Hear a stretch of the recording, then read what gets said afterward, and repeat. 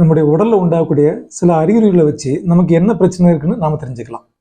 உதாரணத்துக்கு முகம் அதிகமாக அரிச்சிட்டே இருக்குன்னு வச்சுக்கோங்க. எனி டைம் முகம் சொரிச்சல் இருக்குது, அரிப்பாக இருக்குன்னா உங்களோட கூந்தல் சுத்தம் இல்லைன்னு அர்த்தம். அதை சரி பண்ணுங்க. கண்ணோ மூக்கோ தொடர்ந்து அரிச்சிட்டே இருக்கு அப்படின்னாக்கா ஜலதோஷம் பிடிக்க போகுதுன்னு அர்த்தம். காது அரிச்சிட்டே இருக்கு அப்படின்னாக்கா காய்ச்சல் சீக்கிரம் வரப்போகுதுன்னு அர்த்தம். வயிறில் ஏதாவது வயிற்று பிரச்சனை, வயிறு லூஸ் மோஷன் போய்கிட்டே இருக்கு அப்படின்னாக்கா உங்களுக்கு நகத்தை கவனிங்க. நகம் அழுக்காக இருந்தாலும் நம்ம சாப்பிடக்கூடிய உணவோட கிருமிகள் சேர்ந்து போய் வயிற்று பிரச்சனை அடிக்கடி உண்டாகும்.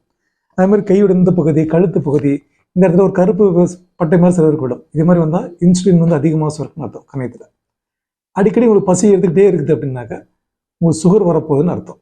அப்புறம் பேக் பெயின் இருக்குது அடிக்கடி, அப்புறம் முதுகு தண்டல், கால் வலி, காலுடைய வலி, இது மாதிரி இருக்குனாக்கா உங்களுக்கு வெயிட் ஜாஸ்தி ஆகுது, அந்த எலும்புகள்லாம் மிருதுவாகுதுன்னு அர்த்தம் உண்டு. காலில் வெடிப்பு வந்துச்சுனாக்கா உடலில் உஷ்ணம் ஜாஸ்தி ஆகுதுன்னு அர்த்தம். ஸோ இந்த மாதிரி பிரச்சனைகள் சின்ன சின்ன அறிகுறிகளை வச்சுட்டு நம்ம உடல் ரீதியாக என்ன பிரச்சனை தெரிஞ்சுக்கலாம்.